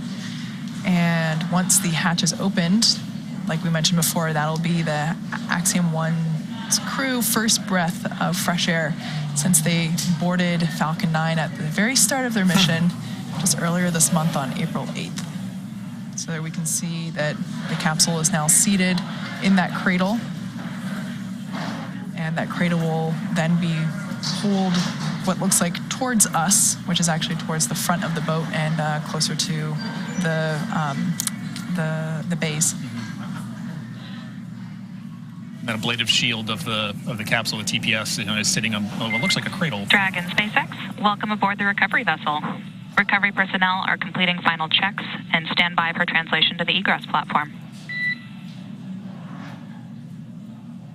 Copy all, sir. We're standing by. So we can see the recovery team there, once again doing testing to make sure that any hypergol vapors have dissipated, that the capsule is not releasing any more of those vapors. As I mentioned before, the propellants that Dragon uses on board, it's different than the rocket propellants. The rocket propellants, we use our RP1 and liquid oxygen, and in order for those to burn, we have an ignition source, which is our TTEB. So, it's like when you light a match, right? There's a flame or a spark, and it's different on Dragon. There is no flame on Dragon. The propellants combust instantaneously whenever they come into contact, that monomethyl hydrazine and nitrogen tetroxide. And they're super powerful. That's why we use them on board Dragon for those Draco engines. But they are toxic if you inhale them. So we can see the crew there had their ventilators on, and they're just performing those final tests to make sure that the Dragon Dracos are not venting any of those hypergols.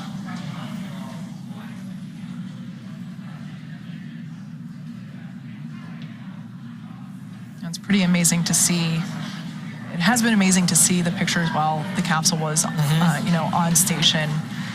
Some of them they don't look real. It's so beautiful, but it is real. And to see, images before splashdown and after splashdown, it's incredible because it just shows, how effective the materials are that we use on that thermal protection system. Right. As I mentioned before, we do replace the TPS for missions. That part itself is not reusable yet. So while on contrast, the interior, the bones, the structure of the capsule, that is reused. Right. So this capsule has now undergone its third recovery, having previously flown on the Demo 2 mission as well as the Crew 2 mission. Yeah, it really is a testament to the capsule and just the refurbishment process, right? That really allows spaceflight to continue in this day is the reusability aspect. Seeing how clean that vehicle was at launch and still seeing 2 stickers on the inside, now seeing the 3rd one and what it looks like coming back home. You know, it's a testament to that ablative shield because you can see the energy that this is put through on its reentry. So it'll be excited to see this go for the 4th one. Yeah, absolutely. As we mentioned before, you know, the capsule is going the same speed as the space station while it's on orbit, 17,500 miles per hour. And it slows down to about 350 miles per hour during that reentry phase. And yeah, it's just really beautiful to see evidence of that.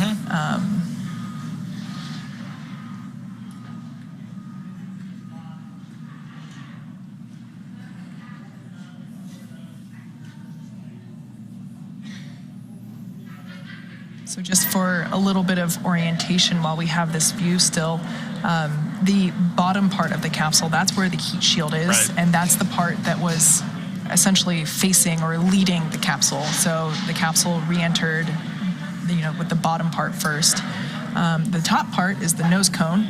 That's the part that if you were, you know... Dragon SpaceX, capsule translation is imminent. Copy imminent. All right, so just a heads up there from core that the capsule is about to move or translate to forward. You know, it's, again, just that communication to the crew because they can't really see what's going on too well outside the window. So just, you know, every step of the way, the core's responsibility is to give the crew a heads up of what to expect next. Yeah. So we heard the call out, you know, brace for drogues, mains, splashdown, and here, you know, for translation movement. Yeah, really anytime crew's about to feel something, experience something, you know, it's completely nominal, but you're right, without direct insight to it, it's really important for, you know, core or Capcom in some cases to, you know, play that role of letting crew know, heads up, you're about to feel something. Yep, and of course, while crew, you know, they're monitoring the timeline all on their own, having that, as we mentioned before, confirmation of the choreography is important. Yeah.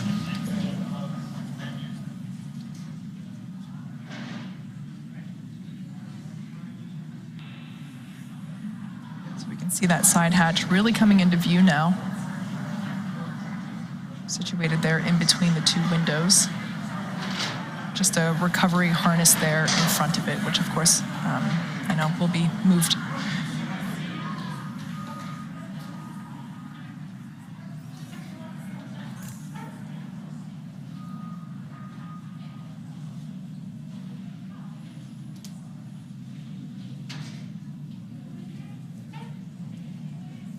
You can see a good dual view inside the capsule. As on the right, you have teams still in respirators working on the entry aspects of the Dragon, ensuring that it's safe and ready to be open from the side hatch. While crew on the left side is, you can see over the shoulders of MLA and Larry, awaiting for those ground teams to make ingress.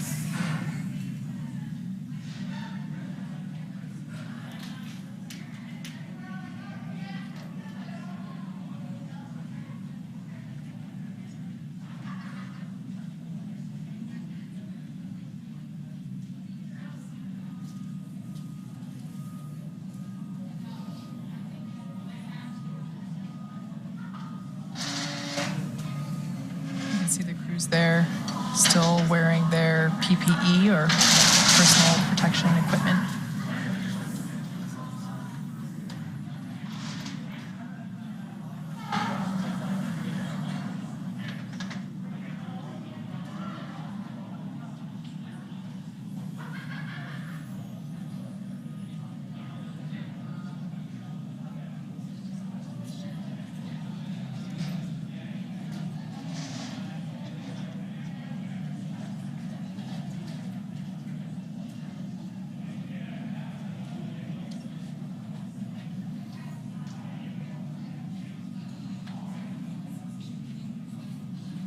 And if you followed along during launch, you know, similar to crew ingressing the Dragon for the first time, there is a whole team of people on the ground supporting these efforts.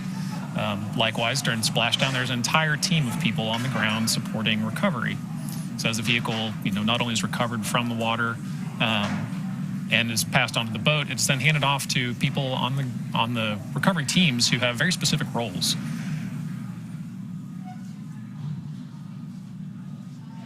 As we mentioned before, the interior for Crew Dragon, that air pressure has to be equated to the external pressure, so that that's what's going on. You can see now the crews have taken off their PPE. Dragon SpaceX at 36 minutes and 25 seconds after splashdown. We are go for side hatch opening. Stand by for hatch opening and egress. Excellent. We are watching the clock.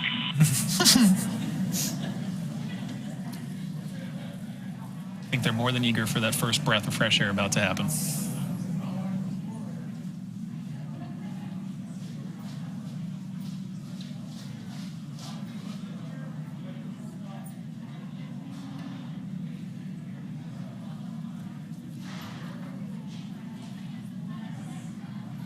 All right, looks like that side hatch is open. Excellent. Flight surgeon stepping in there to do a quick check with the crew.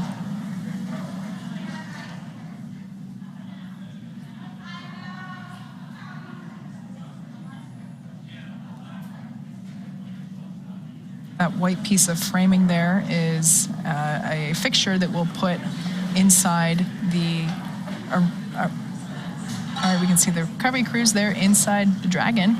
Yes, we'll put that piece of fixturing around the side hatch just to protect it while the crews are, getting out of the capsule now.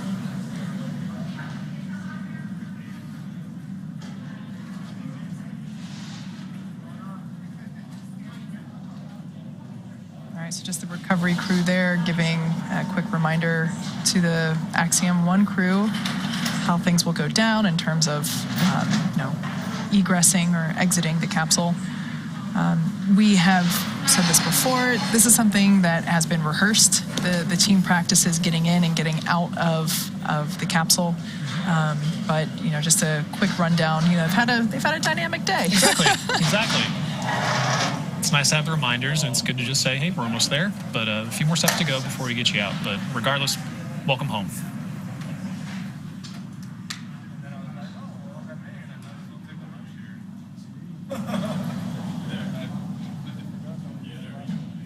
Here we have the commander, MLA, on the left-hand side of your screen and pilot Larry Connor on the right-hand side.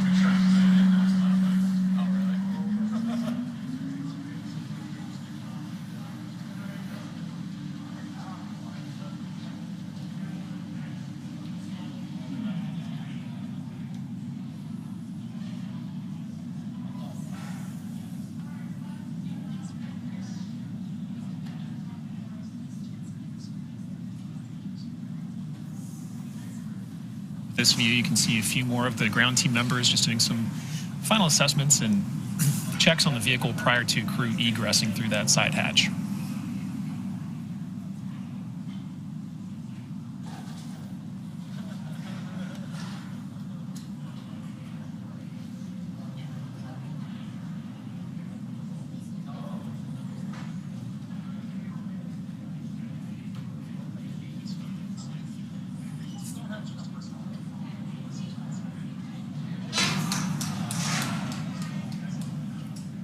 Camera making way to see our crew for the first time there. All waving, all in good spirits. See a bunch of thumbs up. Welcome home, Ax-1.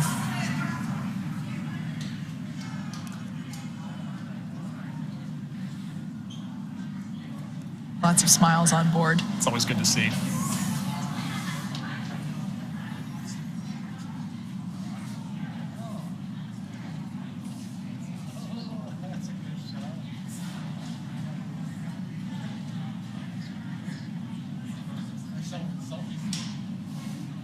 So on the far left there, mission specialist Mark Pathy. Next to him, we had pilot Larry Connor. Then to the right, MLA, and on the far right, Eitan Stiba. For Mark, Larry, and Eitan, it was their first trip to space. MLA had been to space previously, but as I mentioned before, this was the first time that he returned to Earth via Splashdown, so new experience for him.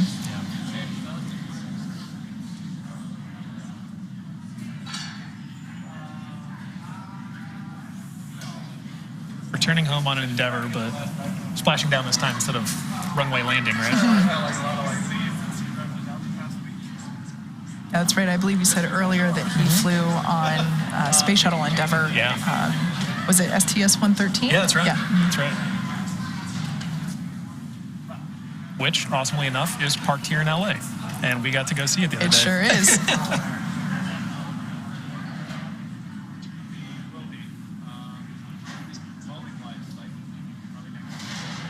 So the recovery teams are just preparing the side hatch there for the crew's egress. That's that white frame you mentioned earlier? Absolutely. So just a fixture there to help protect that side hatch during this process. As we said before, this capsule has been reused. We plan to reuse it in the future. So not only to protect the crew themselves, but also the hardware. Yeah. I imagine that's the sealing mechanism, so you want to protect that as you're walking over it, and making sure it stays pristine.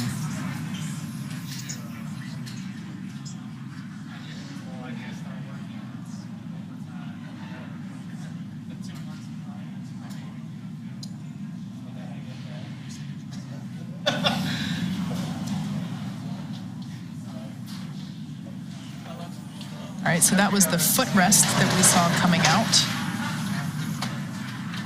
These detach from the seats in order to allow the crew to get out of their seats a little easier. Also helps, just increase the usable volume inside Dragon. John, you and I were in the training capsule. It's about 2 weeks ago now. And it's definitely makes a difference in terms of small things like that, which seem like a small or a thin item that doesn't really take up space, but in reality, in terms of the volume that it occupies and where in that volume it is placed, it does make a difference in terms of mobility. And when you're on orbit in microgravity, it's a lot easier to get around than when you're stuck here on Earth with that pesky gravity. Pesky gravity. Right, and I don't know if it's the same for egress, but during launch we noticed that there was a very particular way in which crew and ground teams had to ingress the vehicle because of those volumetric constraints.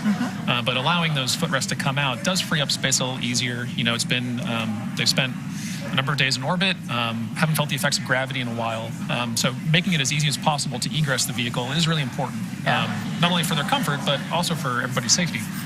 It looks like pilot Larry Connor might be the first one to exit the vehicle. See on the left-hand shot, the right side of that screen.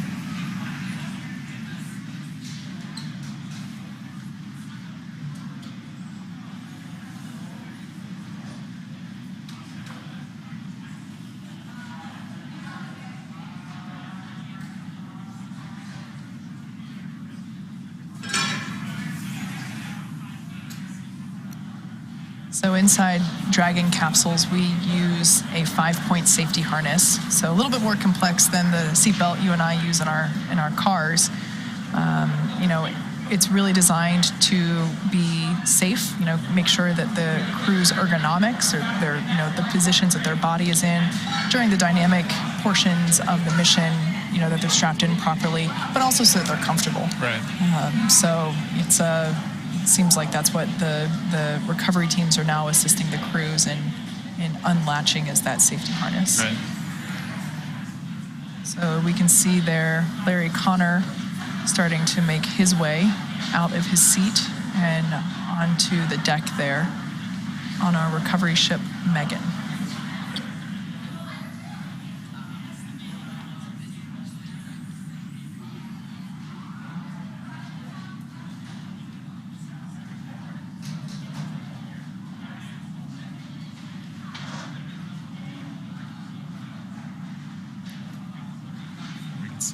Larry making his egress from the Dragon Endeavor. You can hear the cheers in the background for it.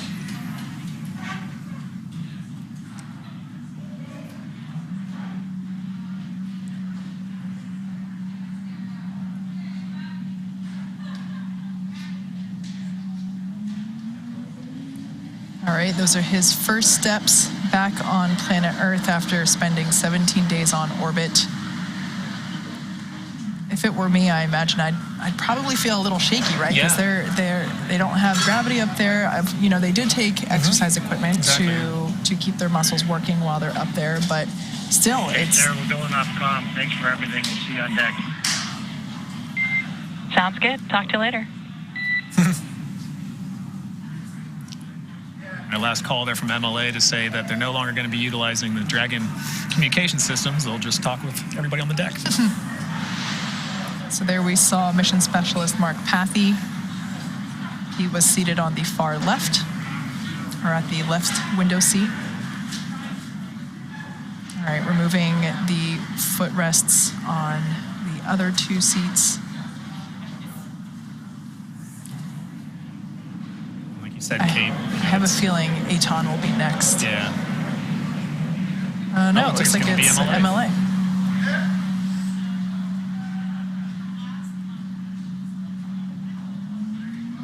Yeah, that's certainly part of the reacclimation process, is remembering those muscles that help keep you stabilized in a 1G environment. You haven't used them in a few days, so it's certainly time spent after coming back home.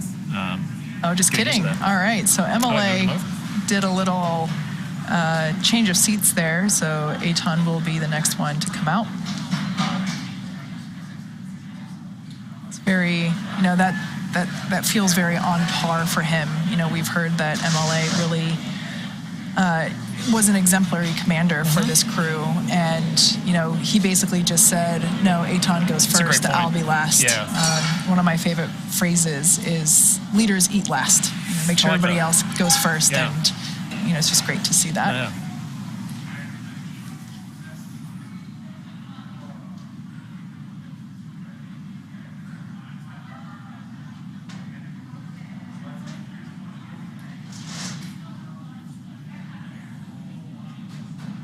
We see Aton making his egress and first stance back on ground in 17 days.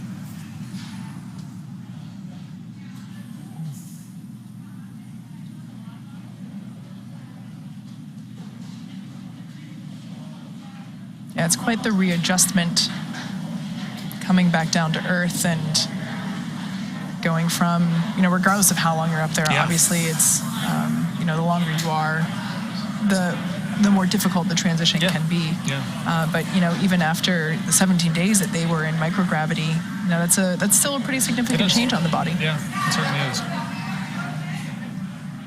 So it's pretty amazing to see them, just take those steps and begin that reacclimation process. Exactly. Now, once they are, so for the 3 crew members that we saw exit or egress the vehicle already, they walk off and they are immediately escorted into one of the medical bays that's on board. So the recovery vessels are fully equipped with medical bays to assist with, any ailments or illness that the crew might be feeling at that time. It seems like everybody was in really good spirits and everybody was feeling quite well. But that capability is on board the Dragon capsule, and so basically the crews just go in and get checked out by the flight surgeon and get those thumbs up. Yeah, just that capability to have that immediate assessment is really important. Even if you are feeling perfectly fine, taking your great steps, it's all part of the ground-based operations that ensure that you come home safely and you get out of the capsule safely. So there we saw MLA slide down the ramp and now standing.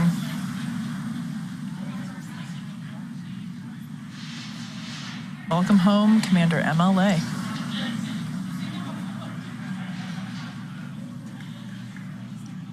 With that, all 4 crew members of Ax-1 are now safely out of the Crew Dragon Endeavour.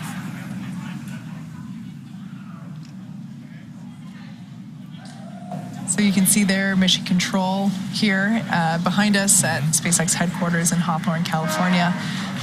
Checking in now that pretty much all the dynamic activities of recovery have concluded. Right.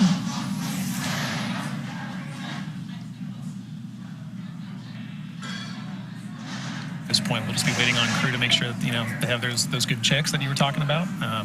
Making sure that all the medical checks coming out of the vehicle, they're happy, healthy, feeling good. Yeah. All right, well, as the crews are now safely aboard the recovery vessel and have completed their journey to the ISS and back, marking this moment is Axiom's Chief Business Officer, Amir Blackman. Thank you. John, Kate, and the Axiom and SpaceX media teams, thank you for that wonderful coverage so we could all share in this. The Ax-1 mission is one of the more visible milestones of our journey to ensure that space travel is opened up to more and more of the brightest minds and eager explorers from around the world who want to make our home planet a better place. And we believe this mission, represented by the US, Canada, Spain, and Israel, advances that vision of a unified humanity reaching for the stars. Despite the strife going on the ground, the ISS crew and our astronauts continued working together as a beacon of international cooperation. In the years preceding this mission, we at Axiom Space set out to develop the procedures, foster the agreements, and build the operations and support teams needed to expand what had historically been negotiated only between governments. And with every step, we've created new precedents. We set the bar very high for ourselves, and we asked a lot of this crew. And here we are at the conclusion of an incredible mission, and I must say the teams exceeded every expectation. We could not be more proud of what has just been accomplished by Commander Michael Lopez Alegria, Larry Connor, Eitan Stibe, and Mark Pathy, as well as the hundreds of team members who have played a part in the success of Ax-1. Over the course of this mission, we've succeeded in inspiring those who seek to pursue a place among the stars. Over 400 interns applied for the 23 openings at Axiom. 5 additional countries made the decision to fly their astronauts with us. And every day we're approached by new innovators wanting to take advantage of microgravity. To the teams at NASA and SpaceX, to each crew member's own teams in Ohio, Canada, Spain, and Israel, to the teams at the Ramon Foundation and Orkia mission, and to the principal investigators around the world who have trusted us with facilitating your studies, and to the Axiom family who have worked tirelessly these last few weeks and months. Thank you. On behalf of Axiom Space, to the crew of Ax-1, Mark, Eitan, Larry, Mike, well done, and welcome home. For our Hebrew-speaking audience, משימת Ax-1 היא אחת מאבני הדרך החשובות במאמצינו לפתיחת החלל להמוני היזמים והחוקרים הנלהבים מכל רחבי העולם, אלה ששואפים לנצל את התנאים המיוחדים, כמו חוסר הכבדה בתחנת החלל, לפיתוח טכנולוגיות ששומרות על עולמנו ומשפרות את איכות החיים על כדור הארץ. ואנחנו מאמינים שהמשימה שכעת הסתיימה בהצלחה מרבית, שבה מיוצגת ארצות הברית, קנדה, ספרד וישראל, מקדמת את החזון של איחוד המין האנושי בהרחבת פעילותנו בחלל. אכן, למרות המאבקים בין מדינות על הקרקע, צוותי האסטרונאוטים הבינלאומיים המשיכו את עבודתם המשותפת כדוגמה וסמל לאפשרויות של שיתוף פעולה לכל האנושות. בשנים שקדמו למשלחת הזאת, אנחנו באקסיום ספייס פעלנו ליצירת מהלכים, הסכמים והקמת צוותים הדרושים ליישום פעילות פרטית בחלל, פעילויות שלאורך ההיסטוריה נעשו על ידי ממשלות וסוכנויות חלל. מההתחלה ועם כל צד אקסיום ספייס יצרה תפיסות חדשות ופעילויות ללא תקדים. הצבנו לעצמנו מטרות מאתגרות, וביקשנו הרבה מהצוות האסטרונאוטים הראשון שלנו, והנה אנחנו נמצאים בסיום מוצלח, ואפשר בקלות לומר שהצוות עלה על כל הציפיות. אנחנו מלאי גאווה עצומה נוכח ההישגים שעליהם הגיעו מפקד מיכאל לופז אלגריה, לארי קונור, איתן סטיבה, מרק פאטי, ואיתם כל מאות אנשי הצוותים התומכים שתרמו להצלחת משימת Ax-1. במשך פיתוח המשימה וביצוע הצלחנו לעורר השראה בין רבים שגם הם רוצים למצוא את מקומם בין הכוכבים. לדוגמה, אקסיום ספייס קיבלה מעל 400 פניות עבור כיתה של 23 סטאז'רים. 5 מדינות החליטו לשלוח אסטרונאוטים מטעמם דרך אקסיום לחלל, ובכל יום אנחנו מקבלים פניות מאנשי מדע ויזמים שרוצים לנצל את תנאי החלל. וכאן המקום להודות בהתלהבות לצוותים של נאסא, SpaceX, לכל אנשי התמיכה של צוות Ax-1 הנמצאים באוהיו, קנדה, ספרד וישראל, לחוקרים בארצות רבות שסמכו עלינו ועל יכולתנו ליישם את הפרויקטים שלכם בחלל, ולמשפחת אקסיום הנרחבת, כולל במיוחד את צוות קרן רמון ומסיבת רקיע שעבדו במסירות ימים ולילות בחודשים האחרונים.